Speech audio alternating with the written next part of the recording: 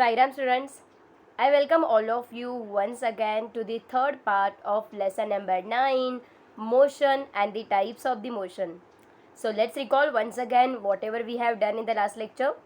So students, in the last lecture we spoke about there are basically two type of the motions, that is linear motion and the non-linear motion.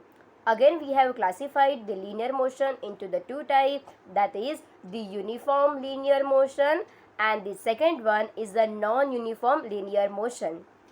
Again students, if you remember, we have also discussed about the linear motion in detail, uniform linear motion. Now we are going to speak about what do you exactly mean by the non-linear motion. So you can see that over here, the motion of an object that does not move in the straight line. So, the object which does not move in the straight line, that object is said to be called as what? Non-linear motion. So, you can see that over here in this picture, there are so many objects which we can see, they are not in the straight line. So, you can see that over here, the motion of the clock, the motion of this giant wheel, the motion of the swing, the motion of the birds, the motion of the fan, and the girls who are going from here and there on the swing. So these all are the examples of what? Non-linear motion. So students, again if you remember, there are subtypes of the non-linear motion. These non-linear motion, again they are classified into four types depending upon its position and its motion. So as you can see that over here, the first type of the motion is the oscillatory motion. The second type of the motion, as you can see that over here, the circular motion. The third type of the motion, as you can see that over here, the periodic motion. And the last but not least, the random motion. So as you can see that over here, basically there are four type of the non-linear motion: oscillatory motion, circular motion, periodic motion and the random motion. These are the four motion which comes under the category called as what? Non-linear motion. So see here, what do you exactly mean by the oscillatory motion? So you can see that this is the example of the oscillatory motion. The swing is going back and it is coming forth. So this is the example of what? Oscillatory motion. So that means what? The motion of the body that is oscillating. That is, the object is going back and forth. That means the object is moving forward and the object is moving backward, and again it is coming back to the same position. So this type of the motion, it is called as what? Oscillatory motion. So what do you exactly mean by the oscillatory motion? The motion of the body that is oscillating, swinging back and then swinging forth, and again it is coming back to the same position. So this is called as what? Oscillatory motion. The second one, as you can see that over here, the circular motion. The name itself suggests that the circular motion. So the motion of an object along a circular path. So you can see that over here, this object is moving in the circular position along the same line. So the motion of an object along the circular path, it is called as what? Circular motion. Okay. And again, what do you exactly mean by the periodic motion? The motion of an object which passes through a certain point again and again after a fixed period, it is called as periodic motion. So here you can see that the girl is she is riding the bicycle in the shape of 8. So she is coming back to the same position after fixed interval of time. So this movement or this motion, it is called as what? Periodic motion. So all these three types of the motion we have already discussed in the last lecture. Okay. So now guys, I want to ask you one thing. Look at this diagram. What you can see here in this diagram? A girl is running behind the butterfly. Am I right? So while chasing a butterfly in a garden, do you run along a definite path or in the same direction all the time? So you must have seen the direction of the butterfly. They are jumping from one flower to the another flower, from here to there. So do you keep any fixed pattern for chasing the butterfly, or you go in the random motion from here and there? Yes, not at all. We don't fix suddenly. Am I right? We run according to the direction of the butterfly. and butterfly goes from here and there without any particular pattern, without any fixed motion. So it is going randomly anywhere. Am I right? So this random movement of the butterfly, it is called as what? Random motion. Are you getting my point? So here you can see that a butterfly is constantly flies from one flower to the another flower. A butterfly is constantly moving from one flower to the another flower. There is no definite direction to its motion. So when there is no definite direction for the motion of the flower or for the motion of the butterfly, so this random direction, or there is no direction for any particular movement, so this is called as what? Random motion. Means there is no fixed pathway. A girl is running behind the butterfly randomly from here and there. So this is called as what? Random motion. So did you understand the fourth type of the non-linear motion? So what do you exactly mean by the random motion? When there is no definite direction. When there is no definite direction for the movement. Okay, so this type of the motion, it is called as what? Random motion. So am I clear with the definition of the random motion, students, now? So students, there are so many examples of the random motion around us. Let's take an example of the players in a game of the football. Okay, so even in the game of the football, even the players chase the football. They are also running randomly from here and there. So the motion of the players behind the football, that is also example of what? Random motion. Again you can see that the crawling baby. Crawling baby means what? The month baby, they move from here to there on their stomach. They go from here to there. So the crawling baby, it is also example of what? Random motion. Even the wandering animal. Wandering animal means what? The animals who move from here and there for collecting the food material, or they go from here and there. So the motion of the animal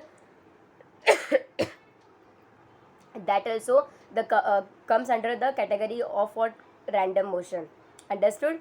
And again students, as you can see that what is the definition of the random motion?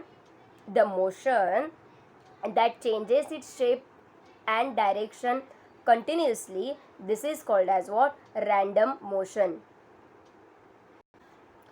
So students, what do you exactly mean by the random motion? The motion that changes its direction and speed continuously, it is called as what? Random motion. Students, please note down this definition in your notebook. So what is the example or what is the definition of the random motion? The motion that changes its direction and the speed continuously, so this is called as what? Random motion. So now did you understand what do you exactly mean by the random motion? Okay, now students, I want to ask you one question over here. A bus covers the distance of about 200 km from Solapur to Pune in 5 hours. How much the distance does the bus cover in 1 hour? I want to calculate that. That means they had gave us the total distance. The bus covered the 200 distance within 5 hours. I want to calculate for 1 hour. So in 1 hour the bus is completing how much distance? Am I right? So how we will calculate that? So we want some formula for that. So here you can see that while solving this example, we need to take the ratio of the distance traversed, means what? The distance covered. The distance traversed and the time required to traverse that distance. Okay, so what we can do here, guys? So here is a formula to calculate the speed. So how we can calculate the speed? So the speed is equal to distance traversed. Traverse means what? Traveled. Distance traversed divided by the time required for traversing the distance. So this is the formula, guys. Please memorize this formula. It is very, very important. So what is the formula of the speed? The ratio of distance traversed to the ratio of time required for traversing the distance. So this is the formula to calculate the speed. So what they had asked us? The total distance was how much? The total distance was 200 km. And what was the time? 5. So now you calculate. Right here 200 and right here 5. Write here 200 and write here 5. Now tell me what will be the answer. 200 divided by 5. So when you do the calculation 200 divided 5, so you will get how much answer? 40. Okay, so 40 is the answer. So in 1 hour the bus covers 40 kilometer. So in 1 hour the bus covers how much kilometer? 40 kilometer. Understood how to calculate the distance, guys? Okay, so guys, what you can see that over here, while solving this example, we take the ratio of the distance traversed and the time required to that traverse. So this is the formula you have to remember to calculate the speed as well. Understood? So students, what is the speed of that object? So the speed that depends upon the distance traversed by an object in the unit time. So in unit time, how much distance is covered by that object, that is going to be the speed of that object. So what is the speed of that object? The distance traversed by an object in unit time, it is called as the speed of that object. Did you understand what do you mean by the speed of that object? So always remember that what is the unit of the speed? Do remember there are total 2 unit of the speed. So if you want to calculate the speed, then speed will be calculated in the form of kilometer per hour. Either you can calculate the speed in the form of kilometer per hour, or you can calculate the speed in the form of meter per second. So if I ask you what is the unit of the speed, then what will be your answer? Kilometer per hour or meter per second. So this is the unit of the speed. So what we have learned today, students? We have learned regarding how to calculate the speed and what do you exactly mean by the speed of that object. So what is the speed of that object?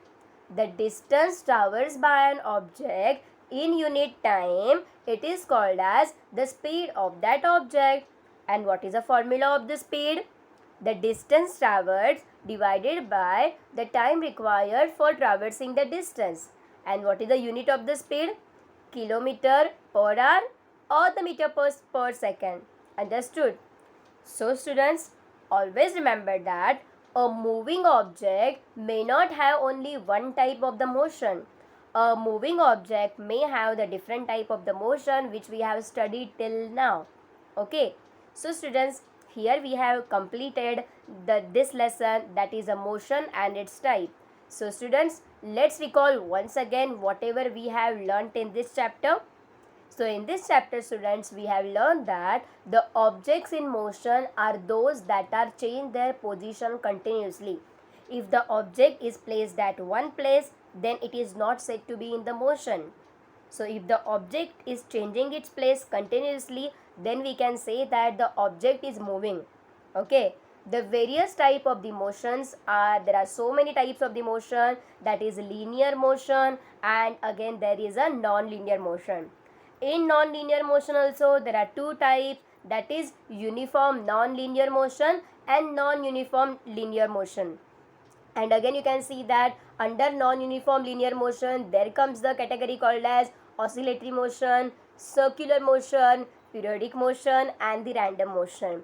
Today we spoke about random motion also, the motion which doesn't have specific motion, the chasing of the butterfly, the players playing the football, the crawling of the baby, the wandering animals, they all are the example of what? Random motion. When for the object there is no specific motion, so that comes under the category of what? Random motion.